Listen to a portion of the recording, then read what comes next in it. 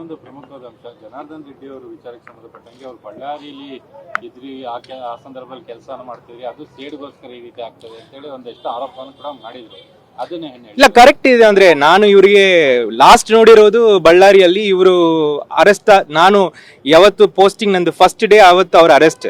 ಅವ್ರು ಹೋದ ಮೇಲೆ ಆಗಿರುವ ರೈಟ್ಸ್ ಅನ್ನು ನಾವೇ ಕಂಟ್ರೋಲ್ ಮಾಡಿದ್ವಿ. ಅದಾದ ಮೇಲೆ CBI ಎಲ್ಲ ಇನ್ವೆಸ್ಟಿಗೇಷನ್ ನಾನೇ ಅಸಿಸ್ಟ್ ಮಾಡಿದೆ. ಅದಾದ ಮೇಲೆ ಈ ವ್ಯಕ್ತಿಯನ್ನು ನೋಡಿಲ್ಲ.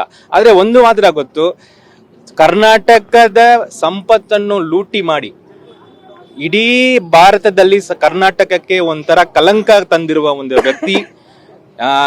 ಇನ್ನೂ ಕೂಡ ಸಾವಿರಾರು ವಿಷಯಗಳಲ್ಲಿ ಅವರ ಹೆಸರಿದೆ.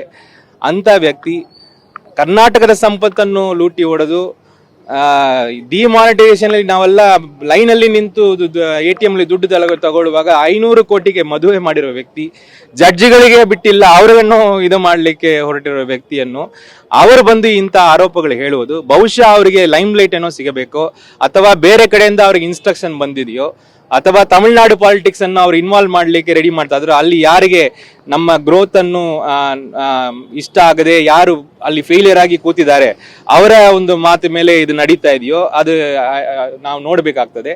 ನನಗೆ ಬಹಳ ಸರ್ಪ್ರೈಸಿಂಗ್ ಆಗಿದೆ.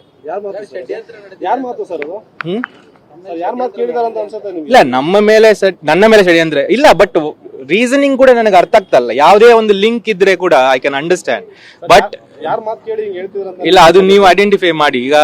ಈಗ ಪೊಲಿಟಿಕಲಿ ಮೋಟಿವೇಟ್ ಆಗಿದೆ ಇದು. ನೀವು ನೋಡಿದ್ರೆ ಈಗ ನನ್ನ ಎಂಟೈರ್ ಟ್ವಿಟ್ಟರ್ ಅಕೌಂಟ್ ಅಥವಾ ಎಲ್ಲಿ ಏನೇ ಮಾತಾಡಿದ್ರು ಇದೇನೇ ಬರ್ತಾ ಇದೆ. ಅಂದ್ರೆ ತಮಿಳ್ನಾಡಲ್ಲಿ ಅಷ್ಟು ಜನರಿಗೆ ಗೊತ್ತಿಲ್ಲ ಇದೆಲ್ಲ ಯಾರು ಟಾರ್ಗೆಟ್ ಮಾಡಿ ಮಾಡ್ತಾ ಇರೋದು, ಯಾವ ಕಾರಣಕ್ಕೆ ಮಾಡ್ತಾ ಇರೋದು ಗೊತ್ತಾಗ್ತಾ ಇಲ್ಲ. But it is a very condemnable thing. ಅದಕ್ಕೆ ಲೀಗಲ್ ಆಗಿ ಏನ್ ಮಾಡ್ಬೇಕು ನಾವು ಮಾಡ್ತೇವೆ.